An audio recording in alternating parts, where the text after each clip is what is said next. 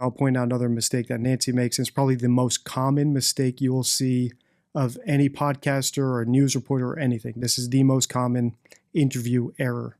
So listen to her question, listen to his response, and see if you can figure it out. Do you guys have a motion sensor light or lights on the outside of your house? Yes, we do have lights on the outside of our house. Did they activate that night? They're not motion censored. What do Katie and Chris Proudfoot, the mother and stepfather of Sebastian Rogers, know about his disappearance, if anything? I'm Deception Detective. I'm an attorney trained in statement analysis, and this channel exists to expose lies and manipulation.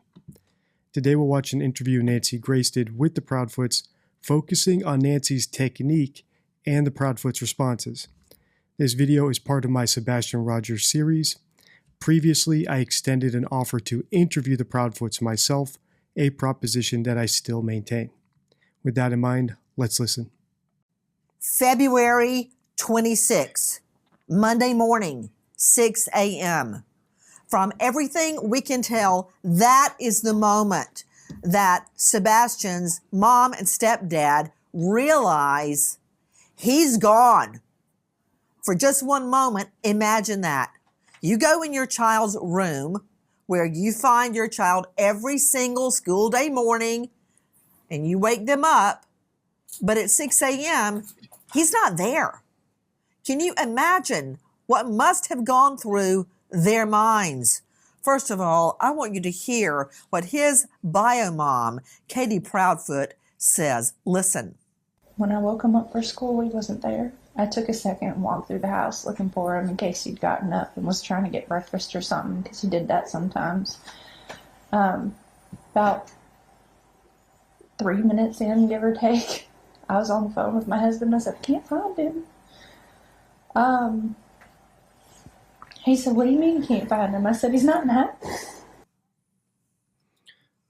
Can't find him. All right, so the Proudfoots have done a number of interviews like this one with Nancy Grace, but also with YouTubers, which is the reason that I made my appeal in my last video to let me interview them.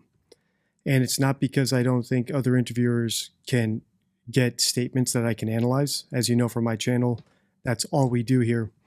But I do think because they are giving interviews to YouTubers, and because I've not analyzed them yet, I'm not predisposed to disbelieving them.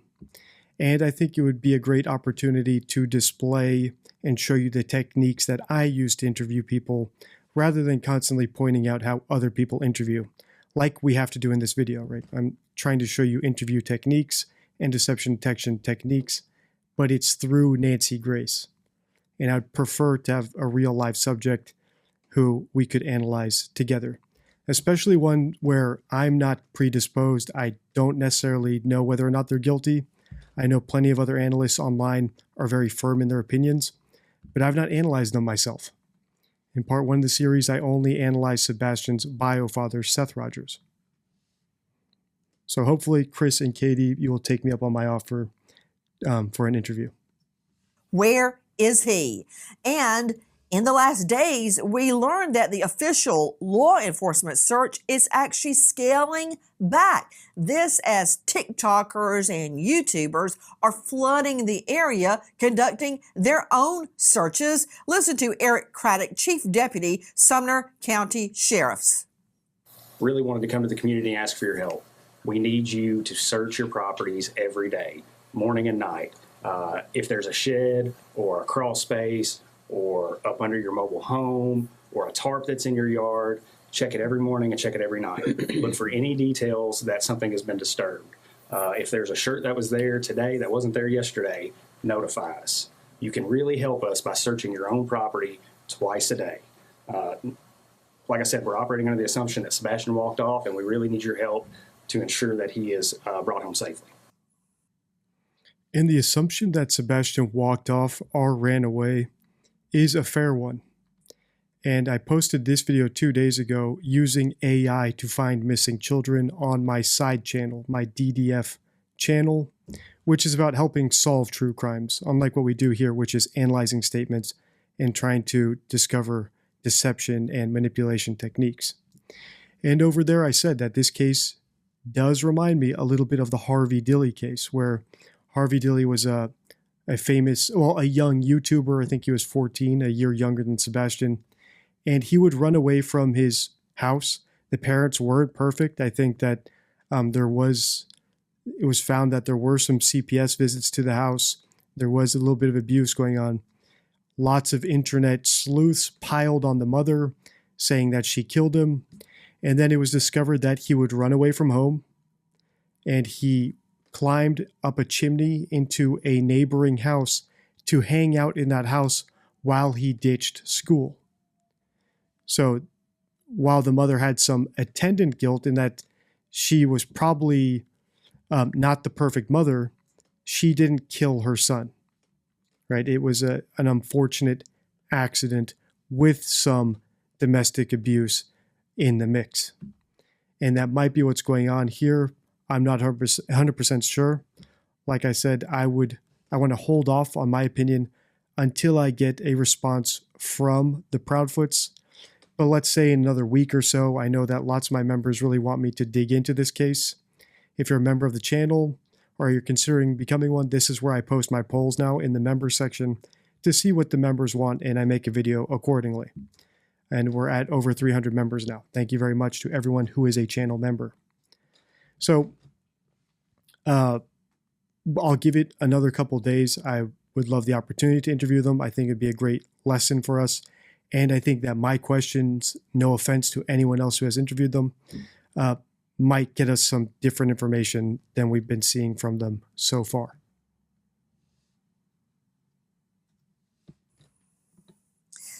We are trying to determine what happened when this young boy, an autistic young boy, seemingly walks out of his own home in the middle of the night, we think, barefoot. How did that happen? I'm Nancy Grace. This is Crime Stories. Thank you for being with us here at Crime Stories and on SiriusXM 111. We've read a lot online. We've seen a lot of theories, a lot of speculation. But let's start with what we know to be true. Joining me right now, an all-star panel. But first, I'm going to go to two special guests joining us, Katie and Chris. So let me rewind here. All right, so these are the facts that Nancy Grace is putting out there. So this is what is established so far in the case. Sebastian has been missing since February 26th, last seen reported missing at 6:30 a.m. Last seen wearing black sweatpants, black sweatshirt, glasses, no shoes. Sebastian apparently left with a small flashlight. An Amber Alert was issued on February 27th, and then the search was scaled down a month ago, March 4th, and a Kentucky landfill was also searched for him. To be true.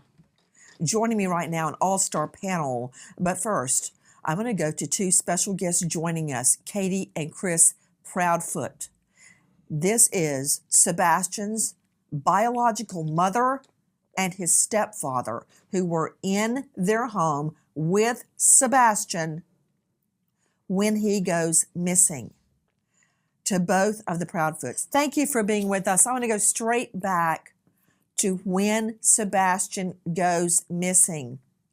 Miss Proudfoot, I understand that the day before, which would have been Sunday, if I've got the information correct, that you guys went out, you went to dinner, you went to somewhere, I believe you said BJ's, where he had a, quote, colossal popcorn. Then you came home that night, and around 9 p.m., you tell Sebastian to go to bed. He says, okay, and goes to his room. Is that correct? All right, so I think Nancy Grace is a former prosecutor. I think that I've read that somewhere.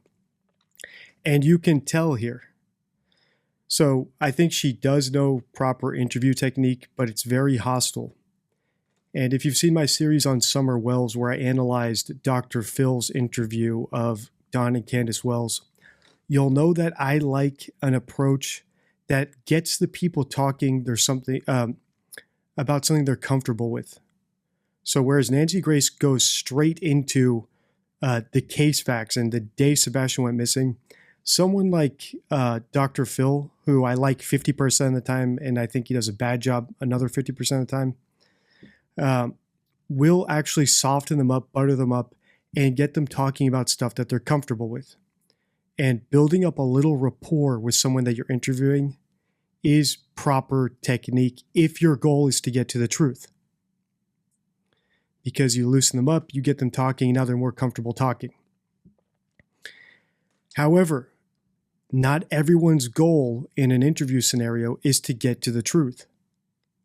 Sometimes the goal is to just dunk on people that people don't like, right? So to attack them so that your audience cheers you on. And I'm sure in the comments here, we'll see that, well, I was thinking people will be rooting for Nancy Grace, but they are. But also some people are catching on that this is not an interview. This is a Nancy Grace interrogation. Another place we saw an interrogation was in my video about Jeffrey Epstein, where Congress was questioning the head of prisons who was in control, in charge when Jeffrey Epstein allegedly offed himself. But rather than asking questions that would provide useful information or get us to the truth, the Congress men and women, I think it was just men, the congressmen who were asking the questions were asking questions in a way that was basically designed to have their audience and their constituents clapping along and basically dunking on this lady for letting something happen on her watch, rather than figuring out what actually happened. And I've seen a lot of this interview, and I think that is what's going on here. Nancy Grace isn't necessarily conducting this interview to get the facts or to get the truth. She's conducting this interview for applause breaks, right? To ask a gotcha question and then rub it in the parents' faces. And then I think her opinion is that the audience will be clapping for her and cheering her on. And that is what I meant when I put this on X earlier today. The truth is greater than dunking on unlikable people. Many, including Nancy Grace, stumble here. The desire to please the crowd is too strong. Yet ultimately, we all understand truth brings more satisfaction than even validation. So I think a great interviewer is Chris McDonough from The Interview Room, who I believe would have taken a very different approach here, something like what Dr. Phil did with the Wells, where he butters them up a little bit and then works his way into it. So already we're off to a rocky start. That's my point in saying all this. Nancy Grace is starting with zero rapport building and getting straight into the gotcha questions. A second mistake is she provides a ton of the information in her question. In other words, the question is extremely leading. And we saw this in my Nicole Kessinger series, where we analyzed Nicole Kessinger's interrogation. When you put all the facts into the mouth of the person you're interviewing, it does very little for people like me who are analyzing it later to get to the truth, because all they have to do is say yes or no, and now I don't have their own words to work with. I have the interviewer's words, and then I have the subject giving a one-word confirmation or denial with zero nuance, zero new words that they could have introduced. So I'm going to rewind Nancy's question, listen to her question, listen to how much information is packed into the question itself. Goes missing.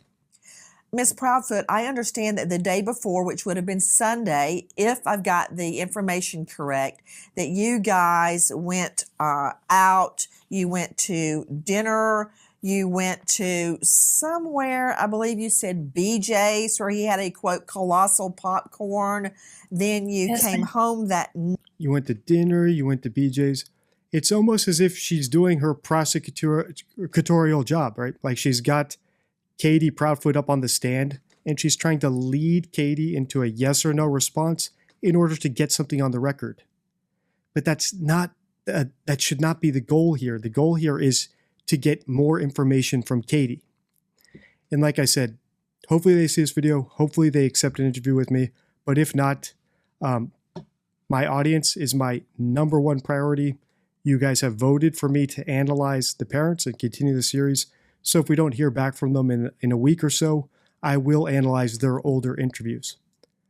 I just want to keep the option to interview them on the table because of how valuable it could be towards getting more truth, maybe helping them clear their name, or maybe helping us feel more comfortable that they do have guilty knowledge. And around 9 p.m., you tell Sebastian to go to bed. He says, okay, and goes to his room. Is that correct? Yes, ma'am. That night, I understand from previous statements you've made that you went to bed around midnight. The other issue with quoting back stuff from previous interviews to them is you eliminate any possibility of inconsistencies. One of the best tools we have on this channel, for example, in my McCann series, is analyzing what they say across multiple interviews. Because if they say something that contradicts an earlier interview, it means we need to investigate further. On the same token, there is something known as the reminiscence effect, which is in my deception deck, my 52 favorite rules for spotting deception and manipulation. So if someone tells the same story verbatim across multiple interviews and across years and months, it might be that the story is scripted, which is why it doesn't change at all.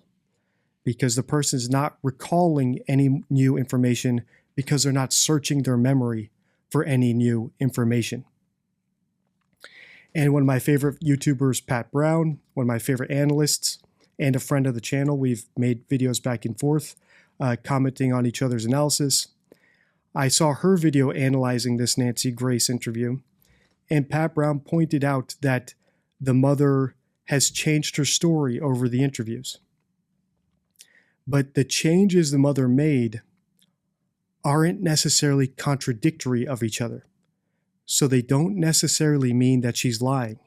It could be, and I think the changes were along the lines of Sebastian not waking up, but then her saying that Sebastian did wake up in the night and that they had a small exchange with each other. And this came out across different interviews where the new details were added. And the fact that the details build on each other and don't necessarily contradict each other could be a sign that she's remembering a true story. Right? It could be reminiscence effect. And I'll just read you that rule here because I don't think I've read it in any other videos. So I'm going to read you that rule from the deck quickly.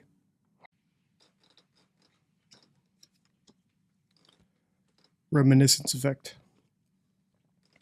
Honest people may change their stories slightly with each retelling as they recall and prioritize new details over time. Conversely, if a story remains rigidly consistent in its details, emotions, and sequencing on every retelling, it may have been fabricated in advance. This is known as scripting. And the example I give here is from the McCanns. So I have not watched those other interviews, I've not analyzed them, but the fact alone that the stories aren't exactly the same doesn't necessarily mean that the mother is lying, and it could even be a sign that she's telling the truth. Is that correct?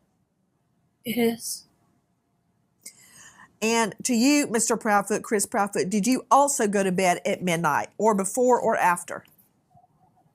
No, ma'am. We went to bed around the same time. Another thing Nancy is doing here a lot, and I've not watched much of her, like Dr. Phil I've watched more of because of the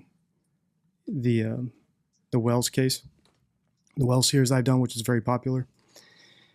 But almost all of Nancy's questions are leading binary yes-no questions. And ideally, if you get the opportunity to interview someone, right, these people know the truth, whether they're involved or they weren't, they know the truth of that. You need to get them talking. So ideally, while you're in this situation where you're still fishing for information, you should be asking open-ended questions, not closed off binary yes-no questions that seem like she's trying to catch them in a little trap. We just don't have enough information yet, right? She's providing all the details, asking them to confirm yes or no, and then she's asking closed yes-no questions and asking them to basically consent or deny it. And often things aren't that binary. There is a lot of nuance, and I want them to provide the nuance. Same time, because we were on the phone together. And He was not home. please excuse any of my questions. I'm simply trying to find out more about that night. Do you two sleep in the same bedroom? He wasn't actually in the home at all that weekend. You were wasn't. not home. No, Okay. ma'am. So where were you, Mr. Proudfoot? I was in Memphis, Tennessee. How far away is that? 3 hours and 37 minutes from doorstep to doorstep. And what were you doing in Memphis? Working. Where do you work? I'm currently working, or was working, at the St. Jude Children's Hospital construction project. Another thing you'll know if you're a longtime subscriber to my channel is that reticence can be a sign of deception, right? So if you're asking someone, hey, where's your missing kid? And they say something like, well, I don't know, or could be anywhere, no clue. That's a red flag because it's so little information. It's like pulling teeth to get the information. However, if you're asking them a yes or no question and they say yes or no, it sounds reticent, but it's only because they're trying to cooperate with you. So I think what I'll do is at the end of this, I will have a link to my Dr. Phil Wells video so you can see a much better interview technique, right? We can't tell whether or not these parents are being reticent here because they're not being asked open-ended questions where they could elaborate. So if you were to ask them an open-ended question like, what happened the night Sebastian went missing? And they said something like, we went to bed at 12. I don't remember anything else after that. That would be a red flag. But because she's asking it like, did you go to bed at 12? And they're saying yes, we can't tell if they're being reticent or if they're trying to hide anything or if they're just answering exactly what she's asking them. They might just be trying to cooperate. And like I said, I know lots of people online are very firm in their opinions about Chris and Katie, but I have not analyzed their other interviews, and I don't want to just yet. I want to give them the benefit of the doubt in case we get the opportunity to interview them. And like I said, if we don't get the opportunity, then we will analyze their old interviews and analyze them the same way we analyze everybody else who doesn't give us the opportunity to interview them. We have to look at other people's interviews of them. And hopefully in those other ones, they are asked more open-ended questions. Because here, this binary yes or no questioning isn't useful for us. It's not giving us any meat to analyze. Yes, I'm very familiar with St. Jude's. You said you were working there. Are you no longer working there? Right now, that's up in the air. Well, you've been gone ever since Sebastian went missing, so I understand. When you are home, do you two sleep in the same bedroom? Yes, ma'am. Yes, ma'am. Is this a 3-bedroom home? Yes, ma'am. Where is your room as it relates to Sebastian's room? It's on the opposite end of the house. The master bedroom's on one side, and the other 2 bedrooms are on the other side of the house. Okay, so your master bedroom is on one side of the house and Sebastian's room is on the other side of the house. Is that correct? Yes. The other issue with Nancy Grace's technique here is because she didn't build any rapport or even hint that she might believe their story, like saying, I'm so sorry that your son has been missing for a month now. Maybe we can help you figure out where he is. Maybe some of our viewers might know something if we get this information out there. She didn't even do any sort of lip service to the idea that she might believe them at all. So when she's asking them questions about the house, even something as simple as the layout of the house sounds confrontational. And I don't blame them if by this point they become more reticent because they feel attacked, whether they're guilty or not. Yes, ma'am. Okay. Now, And Chris McDonough of the interview room is very good at relaxing people and lulling them into a false sense of security. So if you haven't seen my latest video in my Summer Wells series, I suggest checking that out as well to see how he interviews as opposed to Nancy Grace. And like I said, at the end of this video, I'll have a link to the Dr. Phil interview with them. So you can see 3 different styles of interview technique and see how it opens people up. You have a third bedroom that I believe you keep for your other daughter. Is that correct? Yes, ma'am. Is that Faith? Is your other daughter named Faith? Yes, ma'am. Okay. So where is Faith's bedroom as it relates to Sebastian's bedroom? It's in the back side of the house. Sebastian's bedroom is So on the it's- front side of the house. Okay. So his bedroom is away from Faith's bedroom and away from your master bedroom. Is that correct? Yes, ma'am. Is Sebastian's room on a top floor or a ground level? We have a ranch style house. It's a 1.5 story, so everything's flat, and then you have the bonus room above the garage. Okay. So his is on ground floor, right? Yes, ma'am. Yes, ma'am. Okay. That morning, was there any sign of a break-in through a window, a front door, a back door, a sliding glass door, anything at all? No, ma'am. Okay. No sign of forced entry. Was anything taken from the home at all? Not that we could find anything. We couldn't find anything missing. I want to circle back to Sebastian's shoes Well, I think, didn't we see that Sebastian took a flashlight? So a flashlight is missing. regarding if anything was missing. Do you have a burglar alarm? No, ma'am. Do you have a Ring doorbell cam? No, ma'am. Okay. Have the two of you Another minor error that Nancy is making is she's asking these questions in the present tense. And we saw this in my Nicole Kessinger series with Agent Kobach, where he said, do you have any social media accounts? And Nicole Kessinger said no. But if she actually helped Chris plan any sort of murder, and I don't think she did, she would have deleted them by the time she went to the police. So she can honestly answer, no, I don't have any. The proper question, what we actually want to know in her case was, did you have any other apps to communicate with Chris a week ago or 2 days ago? Did you delete any apps off of your phone in the past week? What's the last app you deleted, right? So past tense, because we want to know what happened in the past. So here, let's say they did have a Ring doorbell and they had a recording and they knew they were under suspicion from the police. They might say, and I don't think this is what happened, but let's say they were guilty. They might say, hey, let's throw away the Ring doorbell and get rid of the account so any recordings get deleted. And then if they're asked, do you have a Ring doorbell? They can honestly say no, right? They could pass a polygraph saying no, even if they had one at the time Sebastian went missing a month ago. So I hope that makes sense.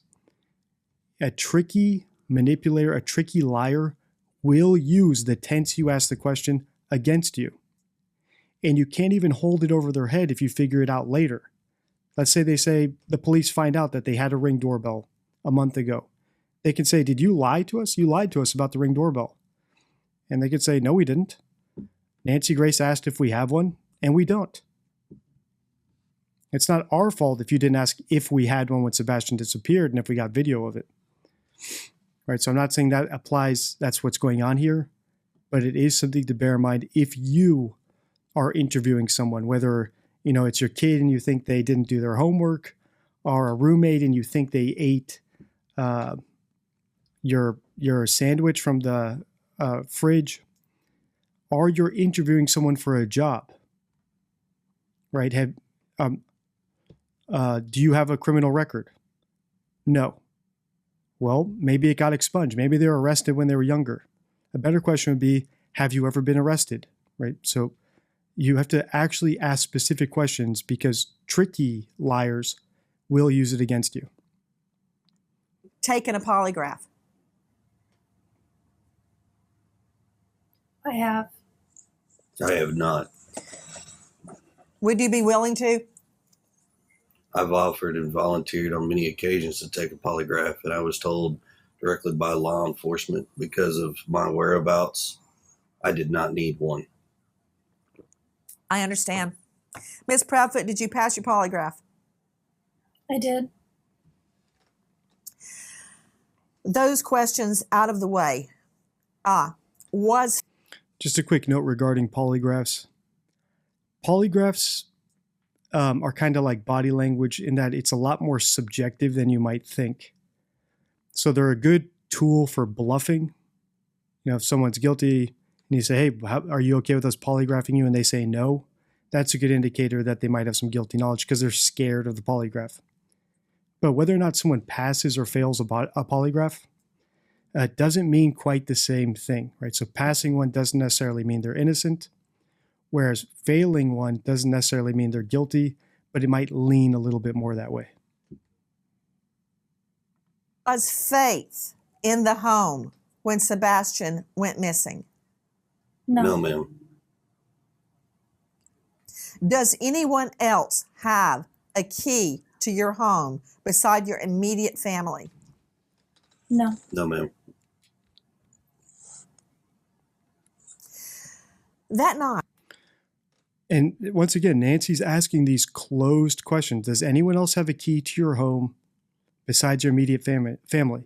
It's a yes or no question. You can only answer it one way. A better question would be, who has access to your home? And then let them start thinking of people who might have access to the home. Right? Well, our neighbor knows the code for the garage, so he can get into the garage. My daughter, she has a key, or she knows where the key is hidden under the floor mat. Right? So she might not have her own key, but she might have access to the home because she knows where the key is hidden in case of an emergency. Right? She knows which rock it's hidden inside. So until you're pretty concrete in what happened, you should try to keep your questions open-ended so that the subject can elaborate and talk more. And you don't necessarily need to analyze all of it on the fly. In this case, Nancy would have the benefit of being able to go back and listen to the recording. But like I said from her very first question, it seems like her main goal here is to dunk on these people, right? To get a gotcha question or to grill them, because that's what people want to see. They want to see these parents get grilled because maybe even if they didn't do anything to their son, they seem to be bad parents, where they have a history of CPS coming to the house, or they don't seem quite sad enough. So we have to be careful about always giving the audience what they want. Right, on my channel, all of you guys, we're almost at 100,000 now. We're about to crack 90,000 subscribers, are with me on that. I believe every single one of you values the truth over being confirmed to have been correct, right? I will be the first to admit I was wrong if I develop more information. And I've actually changed my mind on the channel publicly about Hans Niemann. So if you value the truth over the sensationalism or the clicks, that's the highest goal. And it's also the most engaging content. I think Nancy going for the audience play and trying to give her audience what they want to see and her dunking on these parents in the long term isn't the right move. It's not as entertaining, it's not as interesting, and it's not as useful. night, Miss Proudfoot, at midnight when you went to bed, what did you do until midnight? I had been reading a chapter that I needed to, and I had been talking to my husband on the phone. I was falling asleep on him, so that's when he told me it was around midnight. He told me to go ahead and put the dogs up and go to bed. And that's what I did. I got up, put the dogs where they sleep, and then I myself went to bed. Where do they sleep? They have a big pen. A pen, is it inside or outside? Inside. Inside. That reminds me of another question. Did the dogs bark? That's a question someone needs to ask. Did the dogs bark that night?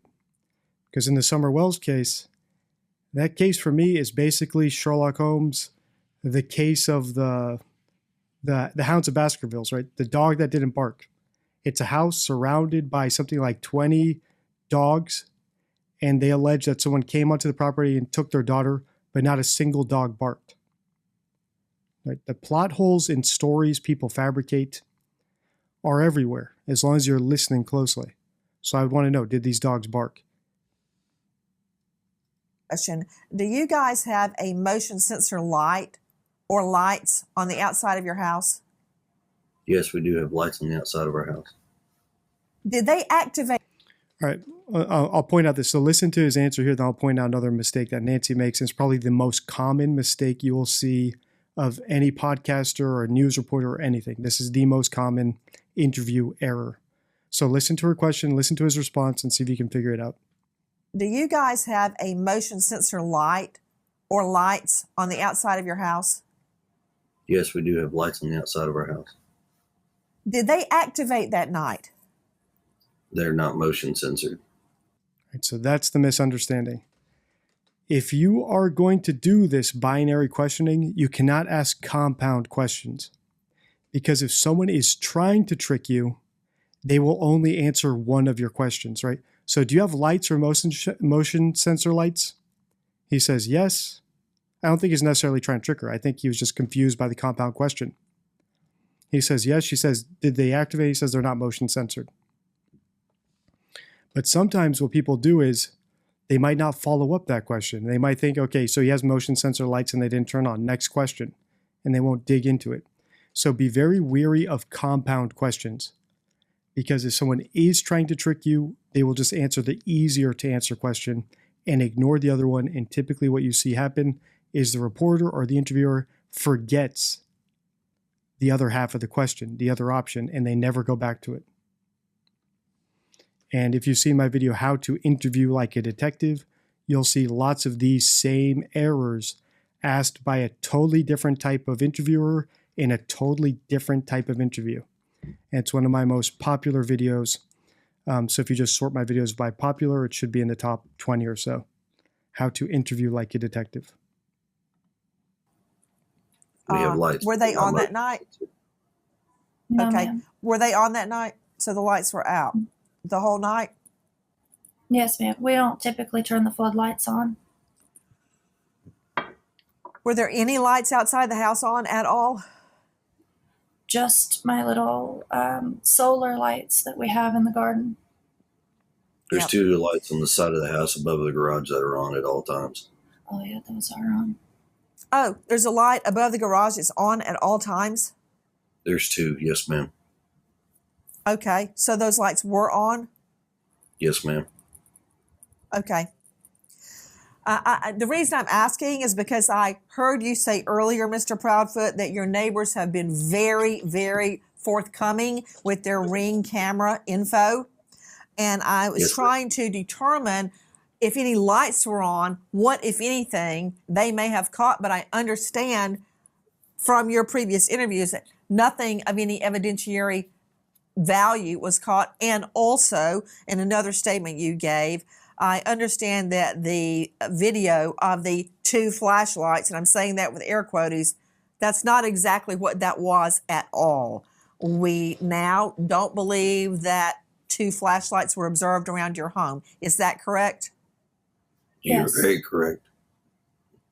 Okay. Question regarding your vehicles. Ms. Proudfoot, what make and model do you drive? I drive a Infinity SUV. Year? 2017. And, sir, what do you drive? I drive a diesel truck, Chevrolet. Year? I don't remember off the top of my head. I think it's a 2021, I think. So your Infiniti SUV was parked in the garage or outside the garage that night, Miss Proudfoot? In the garage. In the garage. And Mr. Proudfoot, your Right, just consider how much more information you can gather if you ask open-ended questions. Once again, Nancy, even when it's not yes or no, is always giving these binary choices. Was the car parked in the garage or outside the garage? What if she had said outside? Right, so rather than inside the garage, what if she said outside? What do we know? We know that the car was somewhere other than inside the garage. Why not ask, where was your car parked that night? So that she can start describing where she parked it. Down the street, 2 doors down. I parked it right on the curb. I parked it in my driveway. These little things add up because you can catch people in an inconsistency by their own words. Whereas if you catch them in an inconsistency with a yes or no little trap that you set up, they can always just say, I was confused. Right? Oh yeah, you said inside or outside? I said inside. I didn't know you meant that night. Or I said outside, but I didn't know you meant across the street or where. I just had it parked outside at my neighbor's house. I didn't even have it near my house. It was just outside the garage. Right? So it's hard to catch people in an inconsistency that actually matters if you're trying to trick them into it. Because then they obviously have deniability. Well, you tricked me.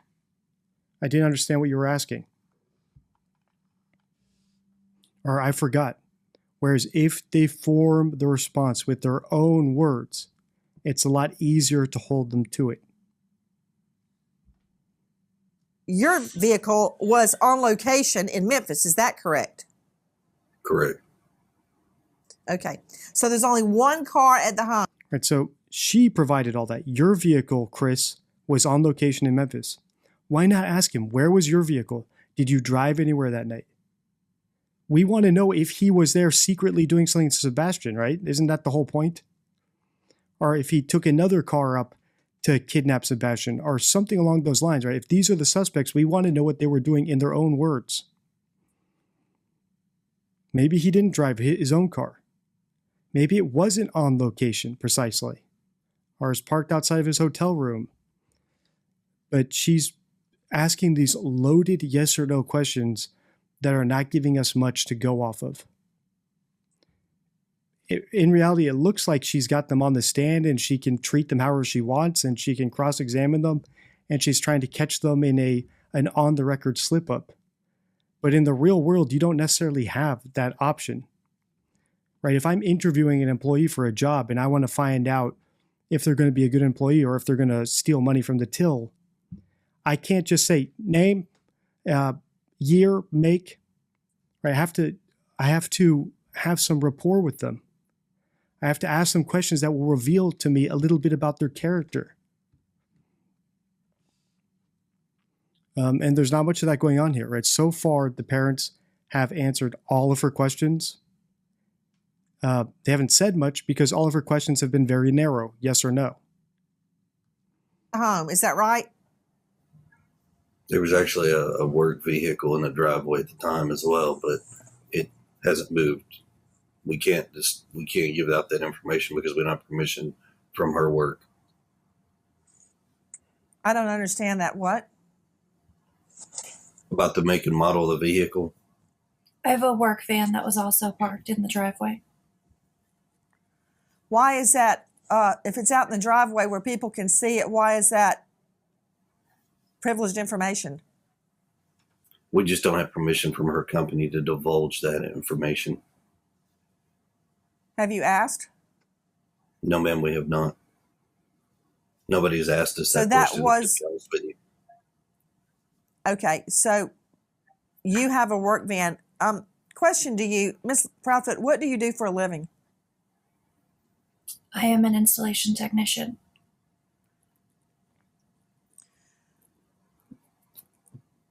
That night, was the work van blocking your driveway? Could someone go in and out of your driveway? The van is parked at the back of my driveway. So now we're finally getting, right, 10 questions later, what could have been answered if Nancy had just asked an open-ended question.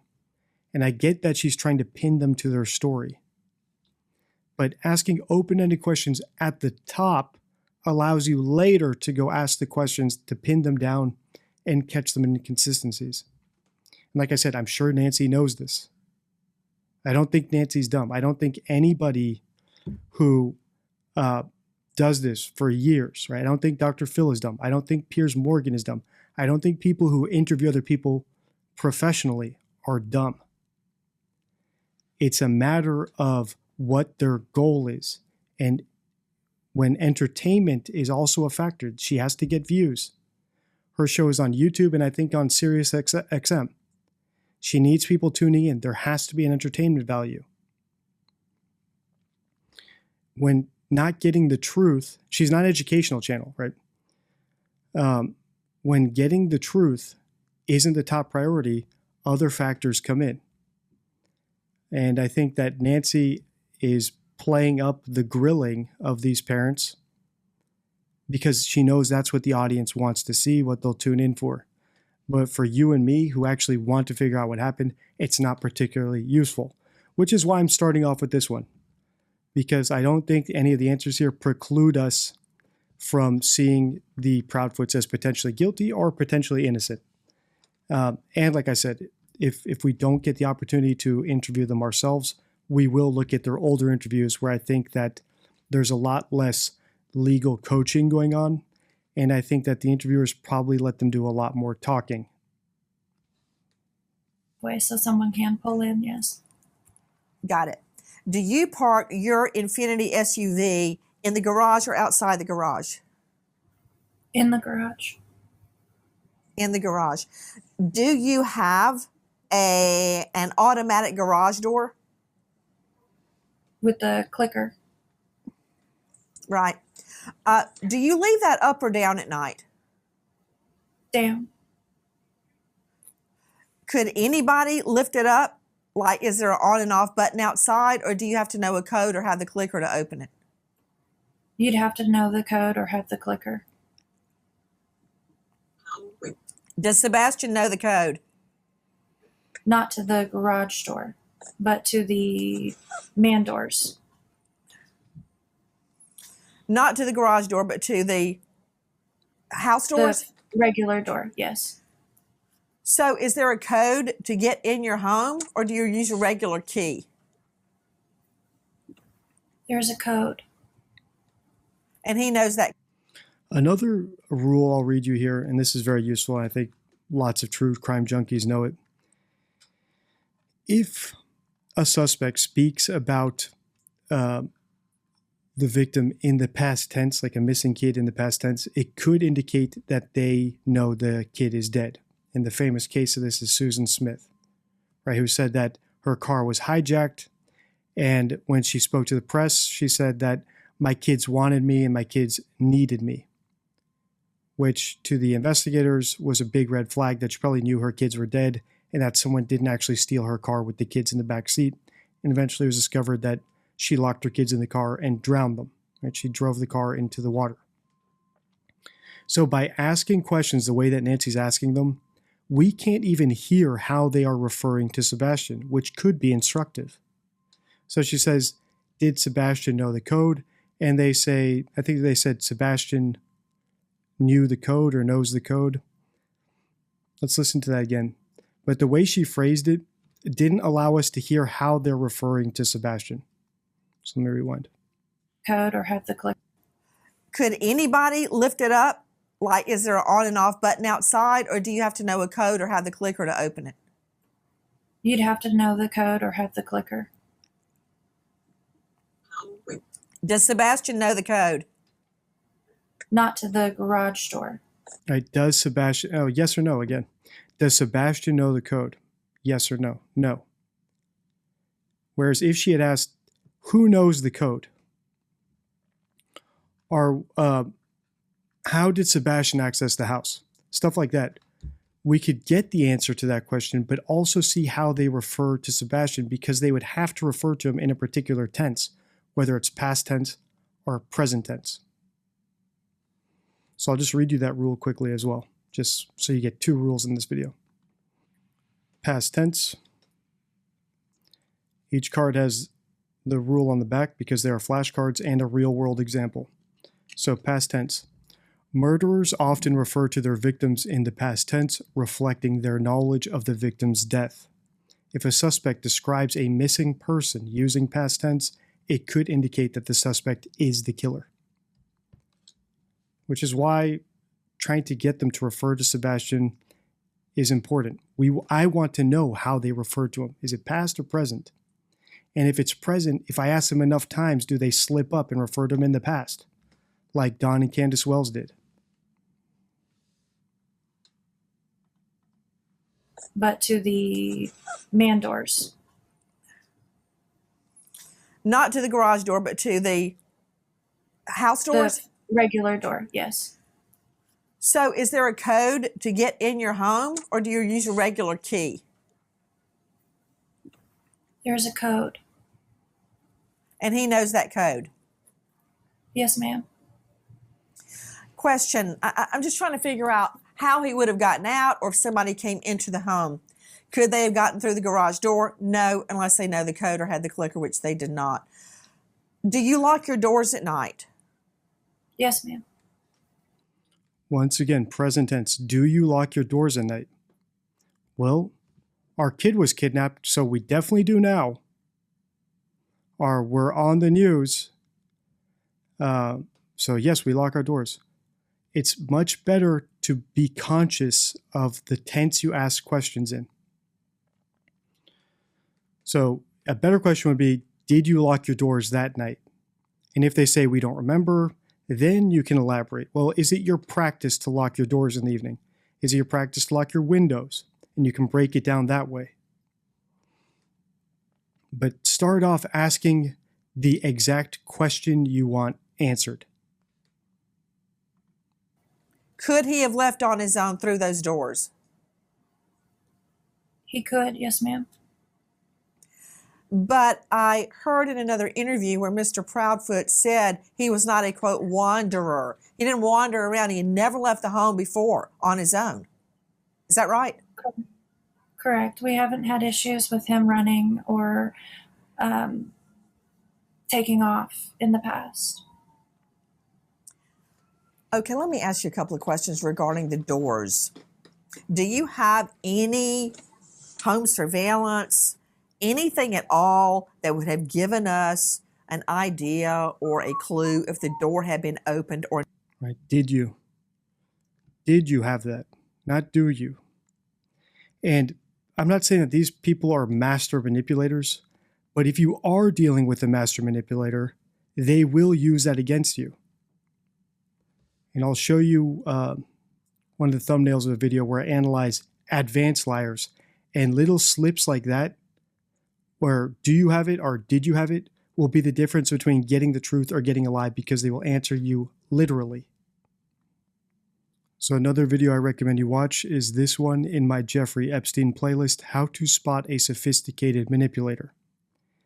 And people who are very smart, like politicians or attorneys or CEOs, people or PR people who have to give public speeches about things that they might not necessarily want to disclose, they will jump all over small errors like that. They'll take full advantage of them. And also conveniently, also in this series is my video, What Really Happened to Epstein, which is an example of another interviewer, actually a couple interviewers, who kind of like Nancy Grace are more focused on scoring points with their audience than actually getting answers that reveal the truth. So this playlist is on my channel, and both videos relate to this, which is how interesting my channel is, that there's so many connections to be made, because lots of the ways people deceive and manipulate are universal. So even though we break down individual words, a whole category in the deception deck is words, right? Like this one, for example, the phrase "I want to say" might not translate outside of English, but lots of the other cues and concepts are universal. or not, or a window. Not directly from our house. Well, then from where? That's what we were hoping that neighborhood ring cameras and may have picked something up. Gotcha. I want to go back to that night. You said you were up till midnight. You were reading something. What were you reading? A chapter for school. A chapter for school. We're coming up on an hour, so let's do this. On your screen now is Dr. Phil interviewing the Wells and Chris McDonough interviewing the Wells. So you can see two different styles of interviewing. If you want another part in this series, let's get to 50,000 views. Until next time, stay true.